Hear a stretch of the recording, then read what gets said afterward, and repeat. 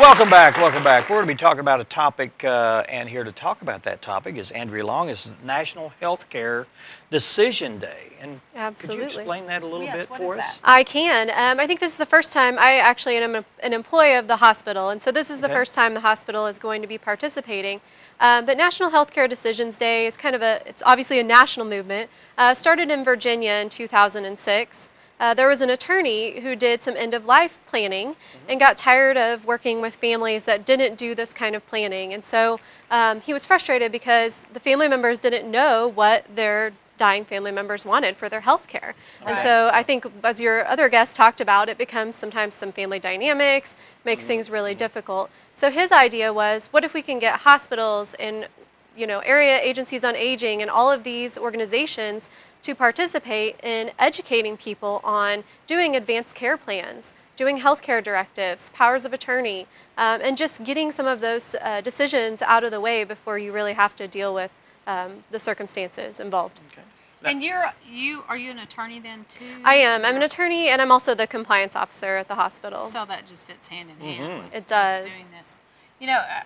I can speak from experience, and I think you probably can too, that it was like, I remember getting my power of attorney done when my mom was in the hospital. Right, that's why I did. So it's pre-planning is so much easier than being stuck with that right in the last minute, and you're already under enough stress. Well, maybe a situation like that. Yeah, and I think a lot of that is the family members don't want. I mean, they look at their parents as they looked at them as they were young. They're strong parental figures, and we all get weaker, and there's a point in our life when we can't take control. And that kind of thing. It does. Or the caretaker. And that kind of brings up a good point. One of the things I try to tell people is it's important to do that planning early. Do that planning when everybody's healthy and happy, and you can kind of make it a lighthearted subject. It's so much easier to just sit around and talk about that when things are going well, than having to deal with it at the end of life or when someone's in the hospital. A lot of people don't want to have that talk. Because of the wall that's there, It's hard, and there's a great organization. I'm glad you brought that up. It's called the Conversation Project. Okay. And so if you go to, it's www.theconversationproject.org, they give you all of these free resources on how can you start this conversation. Wow. They actually have a booklet, and it goes through who do you want to have this conversation with? What location do you think would be comfortable for you? Good. When do you want to do it? What are some good ways to start the conversation? Nice.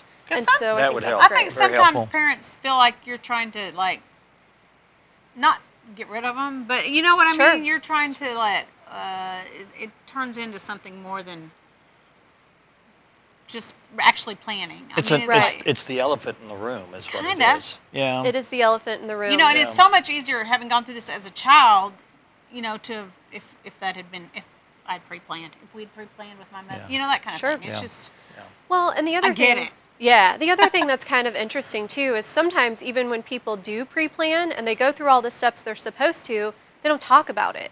And so then when a circumstance comes up where they're ill, you pull out the documents and surprise, one person is supposed to make these decisions and other people are upset.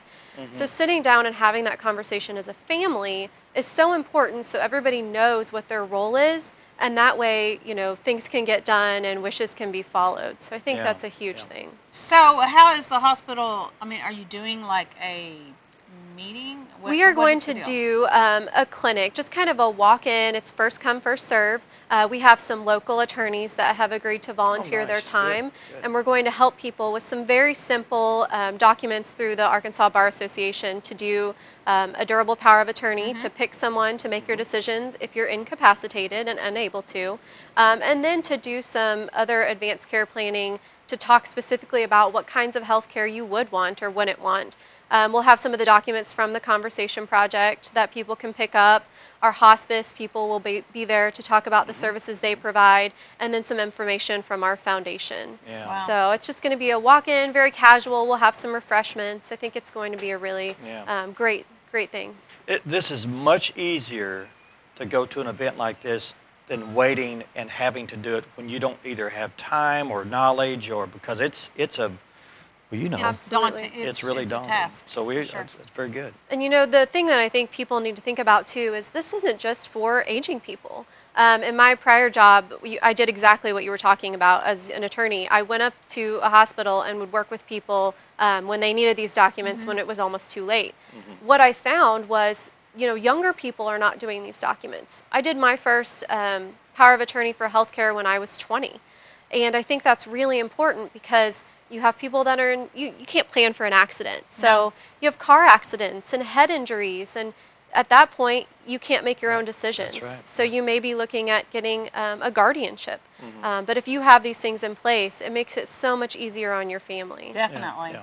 That's When is this event again? April 20th, we're going to be there from 8 to 6. And like I said, it's just, a walk-in, and we'll have people to answer questions and some information. And the And location? where- It will be at North Arkansas Regional Medical Center. Okay. You'll just walk into the main entrance, and it'll be in the first floor tower waiting room. Oh, okay. wow. So very that's nice. easy to get to, and should be, I think, a really good way to start the conversation. If you want to complete the documents while you're there, you can. If you just want to get information, it's a great place to do that too. What a great place That's to start. great. Thanks. This Yeah. is great that the hospital's doing this. Absolutely, And we're we- excited. And we appreciate you coming here to let our viewers know about it. I hope they Hope hope you they have a good respond. turnout Yeah, I for hope it. you do Yeah, too. I hope so Turnout too. for that. We're really hoping if we get a good response to continue doing this Yeah. each year. Healthcare Decisions Day started as just a day. It was April 16th. And they've had such a great response nationwide that it's a week this year. So we're trying to take the opportunity to do this clinic and then also to educate our employees. Because, you always hear about healthcare providers that sometimes don't follow their own advice. Yes. Right. So if we can educate our employees and get them to get these documents in place too, I think it's going to be a really great thing. Thanks, Andrea. Thank you Appreciate very it much. And nice to meet you. Yeah, you too. Yes. Thanks for Come having back, me. Come back again if you have any other information that our viewers could benefit from. Absolutely. You're welcome anytime. Thank you. Thanks. All right, we're going to take our last break, and when we come back, we'll be talking with Wanda Massengale, and it's Solo, right? Solo. Solo, and we'll be oh, he's a pretty dog. We find out all Take him about home. Solo. And, no, Okay, not, we'll find not out right about now. Solo. Stay with us.